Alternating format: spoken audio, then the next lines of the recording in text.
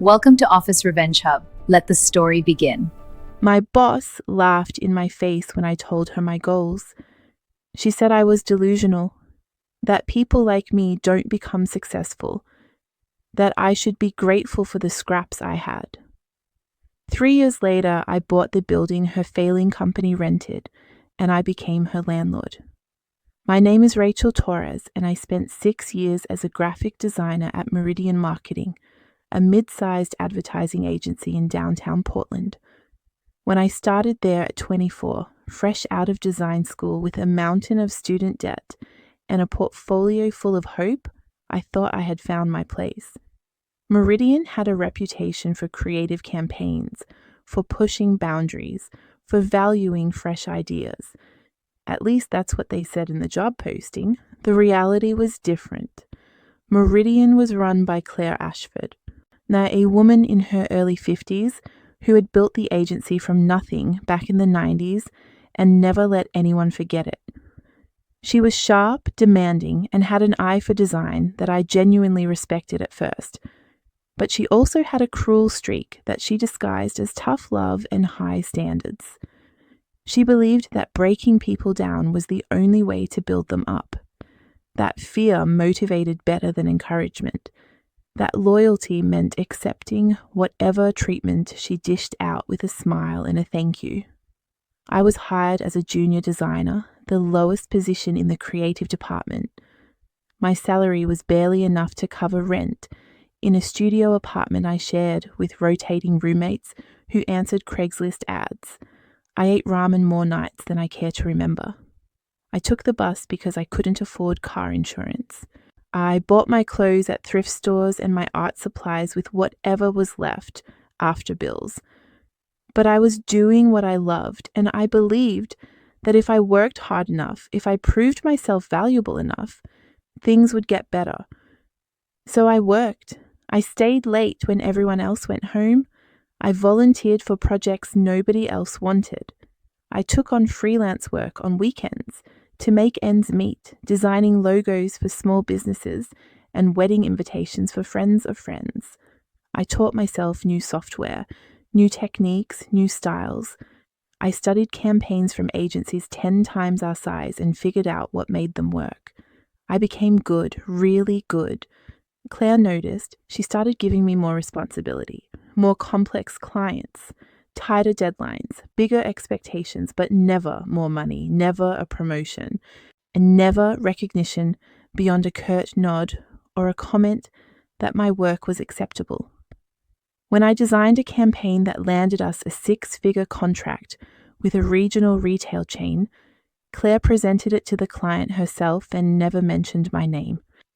When I stayed until 3 a.m. to fix a disaster caused by another designer's mistake, she said it was the least I could do since I was still learning.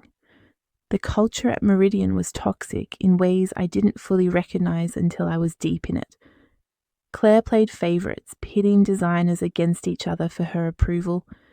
She would praise someone's work one day and tear it apart the next, keeping everyone off balance and desperate to please her. She had public meltdowns where she screamed at people over minor mistakes, then acted like nothing happened an hour later. When people cried in the bathroom regularly, the turnover rate was astronomical, but those who stayed, who survived Claire's tests, developed a weird sort of Stockholm syndrome. They defended her behavior, said she was brilliant and demanding excellence wasn't cruelty. I fell into that trap too for a while, convinced myself that the misery was the price of working with someone talented, that the low pay and long hours and constant criticism were investments in my future, that if I just proved myself a little bit more, earned her respect a little bit more, everything would change. By my 4th year at Meridian, I was the senior designer in everything but title and pay. I managed junior designers, handled client relationships, created the concepts that won us new business. I had built a portfolio that I was genuinely proud of, and I was exhausted, burned out, running on fumes and the fading hope that my dedication would eventually be rewarded. That's when I started thinking about leaving, not to another agency, to start my own. I had been doing freelance work for years and had built a small but loyal client base. People who liked my work, who trusted me, who kept coming back. I started imagining what it would be like to work for myself, to set my own hours, choose my own clients, keep the profits from my own labor. To build something that belonged to me, I started researching what it would take: business licenses, insurance, accounting software, contracts. I saved every penny from my freelance work. I created a business plan. I designed a logo and a website for a company that didn't exist yet, but that I could see so clearly in my mind. Now, I called it Torres Creative. Simple, clean, mine. The more I planned, the more real it became. The more real it became, the more excited I got. For the first time in years, I felt hopeful about my future, felt like I had control over my own path, and I made the mistake of sharing that hope with Claire. It was a Tuesday afternoon. I had just finished a presentation for a potential client, a tech startup looking to rebrand. It had gone well, really well. The client loved the concepts, loved my energy, signed a contract on the spot. Claire was pleased, which was rare. She actually smiled at me, told me I had done good work, and in that moment of what felt like mutual respect, I decided to tell her. I asked if we could talk privately. We went into her office, a corner space with floor-to-ceiling windows and awards lining the shelves. She sat behind her massive desk, and I stood in front of it like a student called to the principal's office.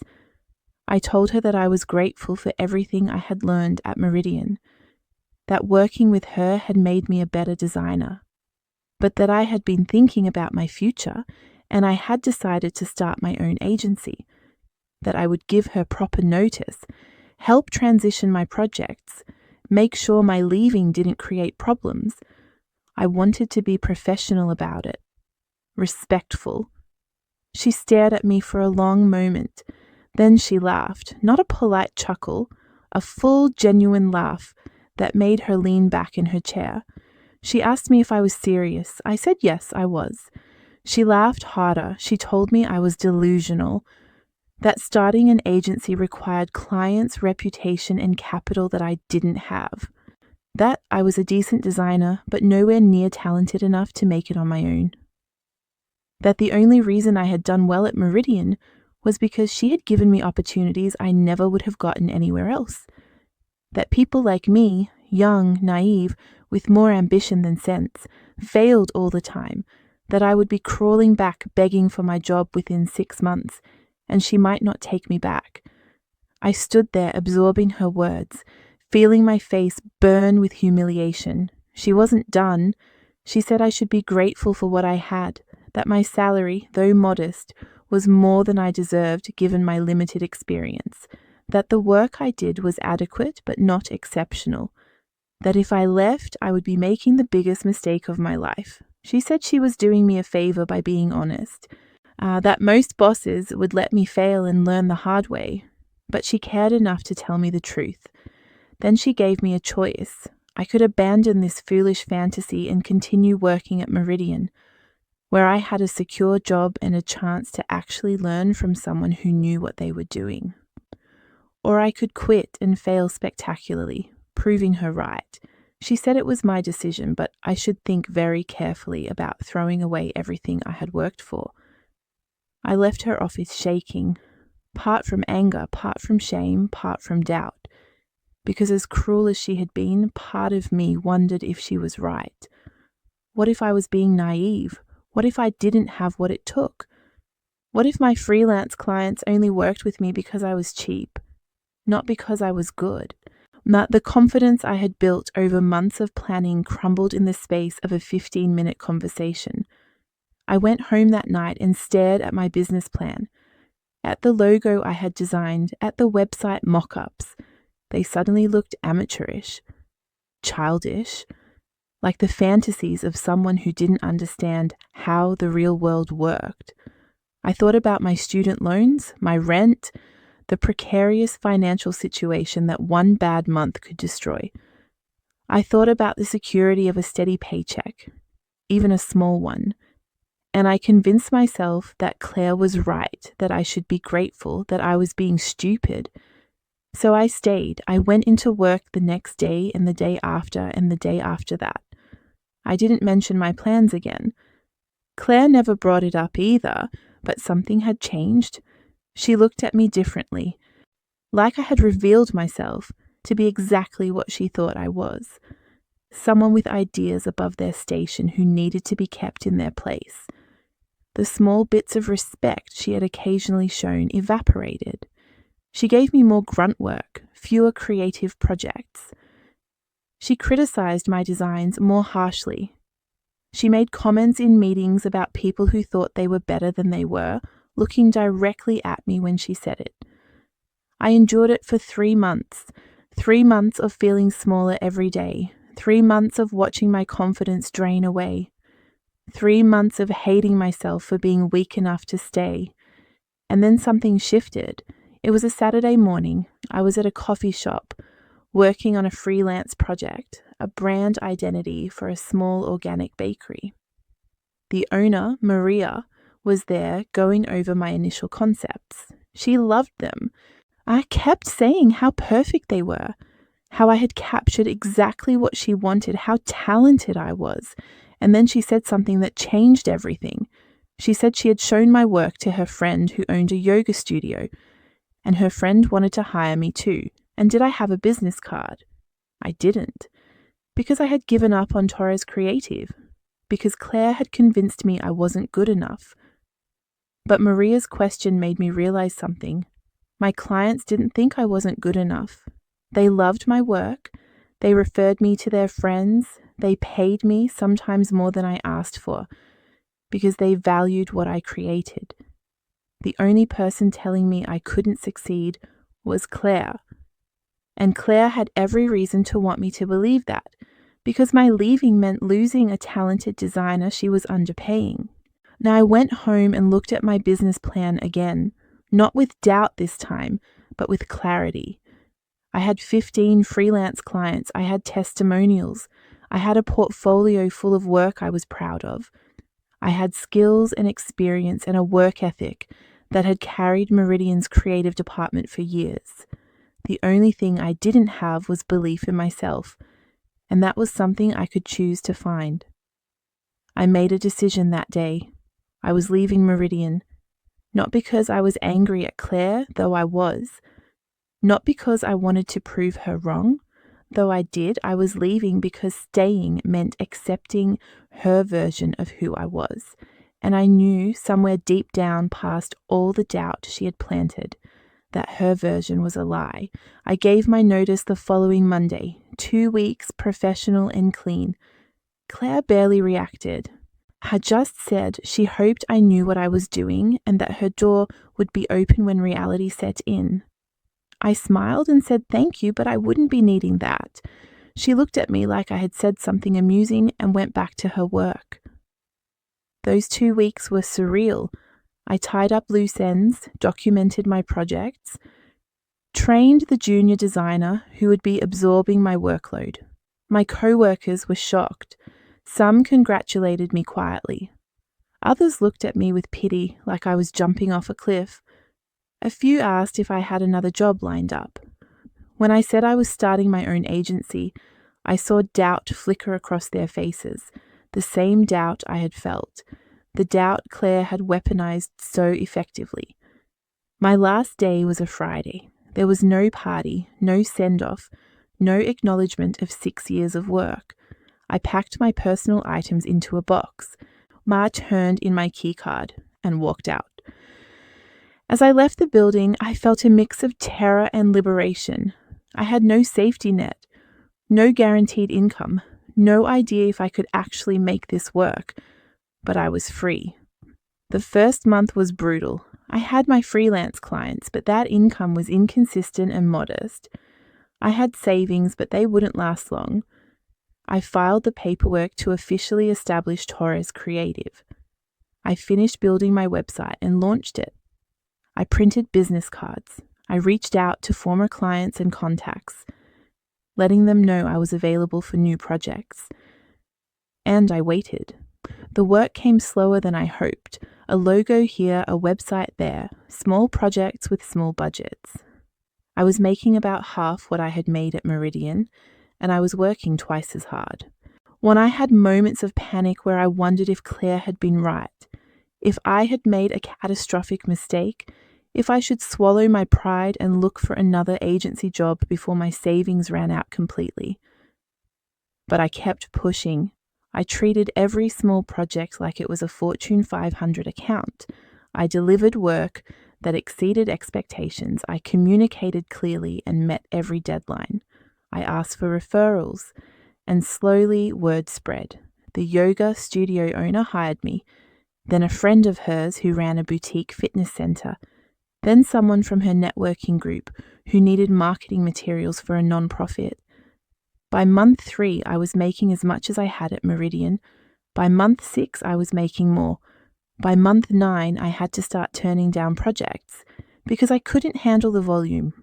I hired my first employee, a recent graduate who reminded me of myself 6 years earlier.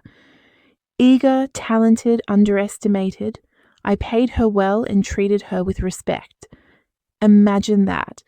The breakthrough came at the end of my first year.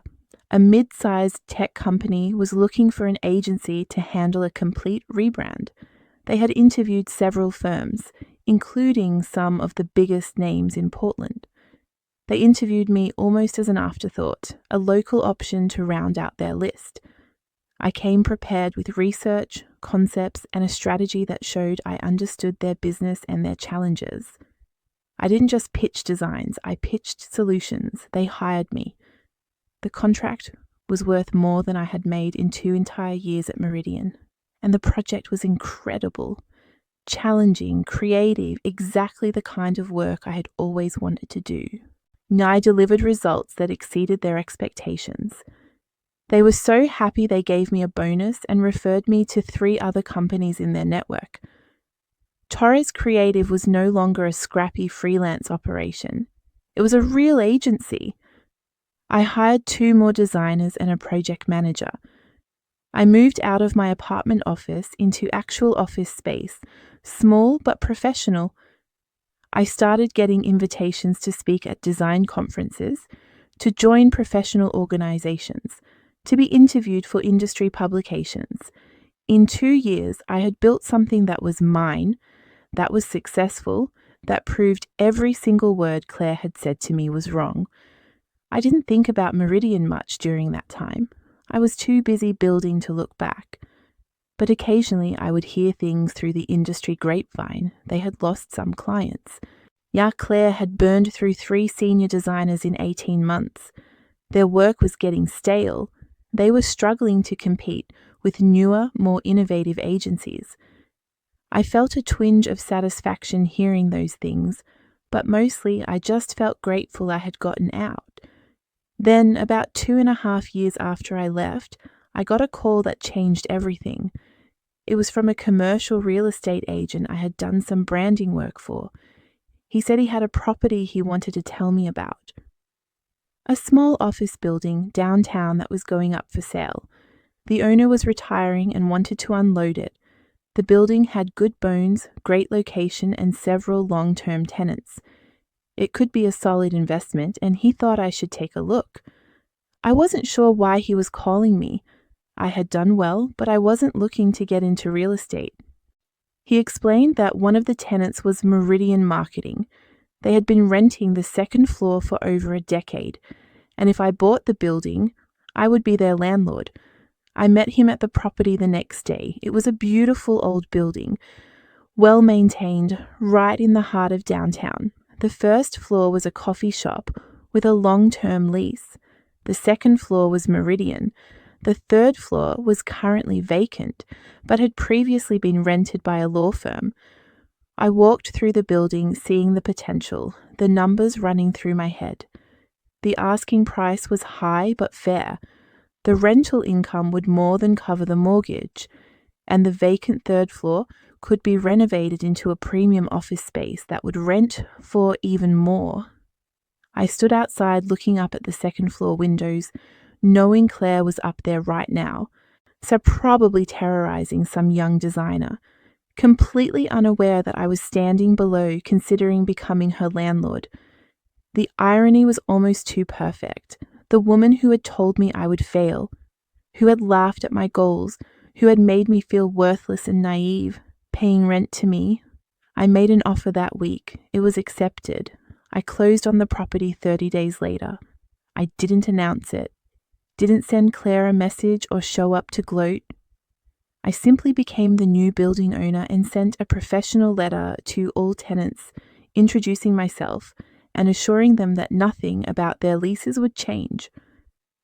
The property management company I hired would handle day-to-day operations. I was just the owner. I found out later through my property manager that Claire's reaction when she got that letter was everything I could have hoped for. Apparently she went pale, then red, then asked if there was any mistake. When told there wasn't, that Rachel Torres, who owned Torres Creative, was indeed the new building owner, she locked herself in her office for the rest of the day. But that wasn't even the best part.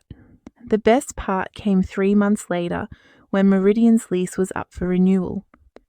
Commercial leases are typically negotiated, and the previous owner had been giving Claire a below-market rate.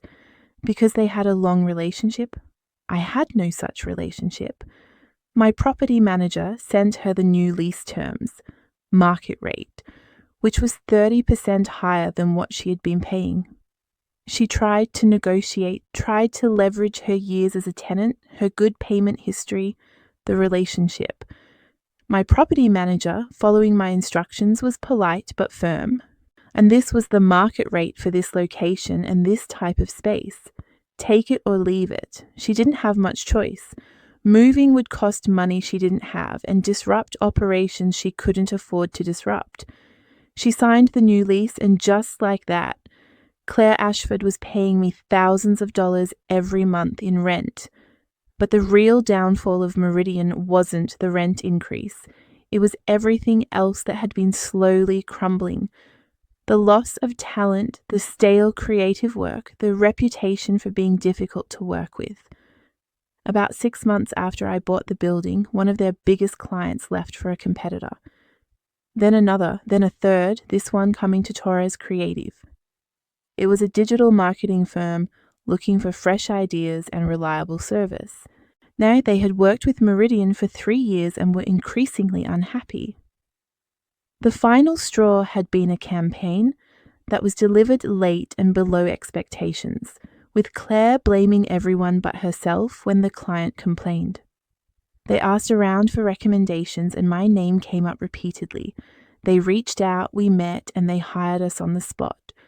When Claire found out, she called me. It was the first time we had spoken since I left. She was furious, accused me of poaching her clients, of being unethical, of building my success by tearing her down. I let her rant for a full minute before I calmly told her the truth. I didn't poach anyone. They came to me because they were unhappy with her service, because I offered better work, better communication, and better results. Because in business, clients choose who they want to work with. And they were choosing me. She said I was ungrateful, that she had given me my start, taught me everything I knew, and this was how I repaid her. I reminded her that she had told me I would fail, that I wasn't good enough, that people like me didn't succeed.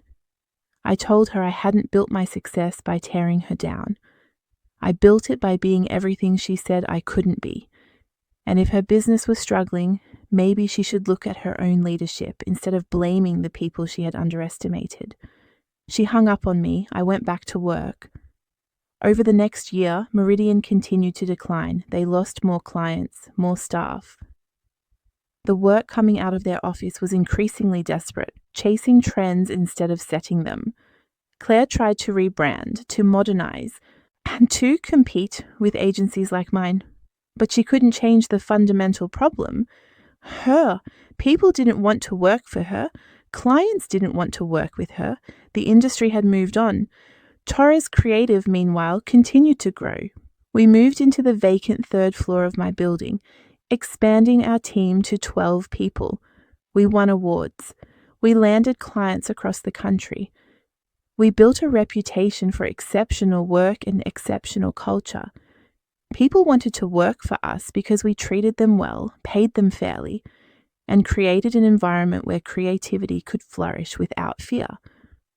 I ran into Claire one more time, about 3 years after buying the building. It was in the building lobby. She was leaving for the day, looking tired and older than I remembered. I was coming in for a meeting. We made eye contact, and for a second, I thought she might say something, an apology maybe, or at least an acknowledgement of how wrong she had been. Instead, she looked away and walked past me without a word, and that was fine. I didn't need her apology, didn't need her acknowledgement. Her rent checks every month were acknowledgement enough. Meridian finally closed 18 months ago. They couldn't sustain the losses, couldn't compete, couldn't survive in a market that had evolved past them. Claire sent an email to former clients and colleagues announcing the closure, thanking people for years of support, wishing everyone well. She didn't mention what she would do next. I heard through connections that she took a position at another agency, not as an owner but as a creative director. A step down, a humbling. Her lease termination freed up the second floor of my building. I renovated it into modern office space and rented it to a young architecture firm for twice what Meridian had been paying. The building is now fully leased, generating significant income, and has appreciated considerably in value. As for Torres Creative, we're now one of the top boutique agencies in the Pacific Northwest. We have 23 employees, clients in 8 states, and a reputation for work that wins awards and drives results. I still design, though less than I used to. Most of my time now is spent leading, mentoring, and growing the business. I make more in a month than I made in a year at Meridian. I own my office, my business, and my future. But the money isn't the victory. The victory is building something based on principles opposite to everything Claire believed, that you can be successful without being cruel. Then that you can demand excellence while treating people with respect. That loyalty and talent should be rewarded, not exploited. That the best revenge isn't destruction, it's creation. I think about that conversation in Claire's office sometimes, about how completely she believed I would fail, about how certain she was that people like me didn't succeed, about how her worldview required my failure to validate her methods. And I think about how satisfying it must have been for her when I stayed those 3 months, when I seemed to accept her judgment, when I appeared to prove her right. I wonder if she thinks about that conversation too, if she recognizes it as the moment she lost me, if she understands that her cruelty, disguised as honesty, was the catalyst for everything that came after. Probably not. People like Claire rarely accept responsibility for the consequences of their actions. It's always someone else's fault, the market, the competition, the ingratitude of people they helped. But the truth is simpler. She underestimated me, told me I couldn't do something I was absolutely capable of doing. And in doing so, she gave me the clarity to leave and the motivation to succeed. Her mockery became my mission. Her certainty of my failure became my determination to prove her wrong, not for her sake, but for mine. I've mentored dozens of young designers and creatives since starting Torres Creative, and when they tell me about toxic bosses, about feeling undervalued, about dreams they're afraid to pursue, I share my story, not as a blueprint, because everyone's path is different, but as proof that the people who underestimate you don't get to define your limits. I tell them that when someone mocks your goals, it says more about their insecurities than your capabilities.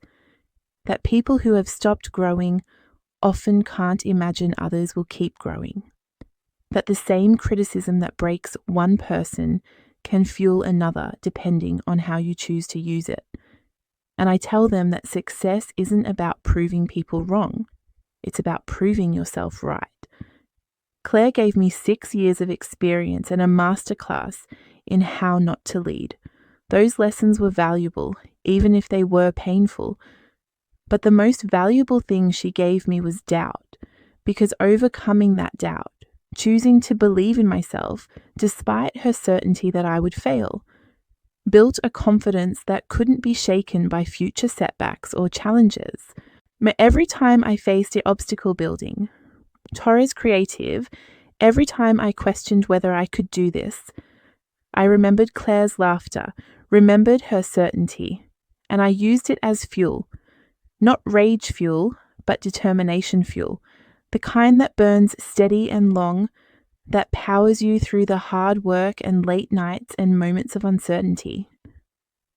The kind that doesn't need external validation because it's rooted in self-belief. The building I own, the business I built, the life I created, none of it was about revenge. Revenge was just a happy side effect.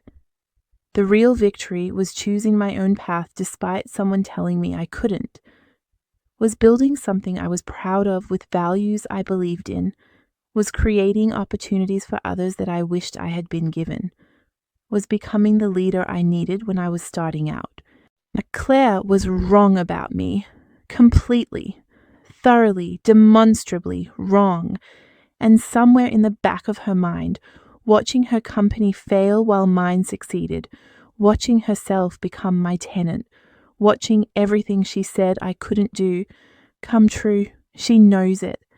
That knowledge, that realization that her judgment was so catastrophically wrong is better than any apology she could give. I don't hate her. I did for a while, when the wounds were fresh and the doubt was strong, but I moved past it. Hate requires emotional investment, and she doesn't deserve any more of my emotional energy. She's just a person who was wrong about something important and paid the price for being wrong. A cautionary tale about the cost of underestimating people. My life now is better than I imagined when I was sitting in that coffee shop making the decision to leave.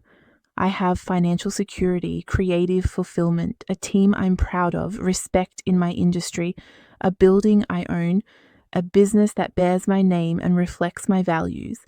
And I have peace, the kind of peace that comes from knowing you bet on yourself and won. Sometimes young designers ask me if I would do anything differently. If I would have left Meridian sooner or handled things another way or avoided the pain of that initial rejection. I tell them no, because everything that happened, including Claire's mockery, was necessary to get me here. The path wasn't easy, but it was mine. And arriving at a destination you reached on your own terms, despite everyone who said you couldn't, is worth every difficult step. If you've ever been betrayed at work, you're not alone. Where are you watching from right now? Drop it in the comments. Subscribe to Office Revenge Hub for more powerful workplace revenge stories.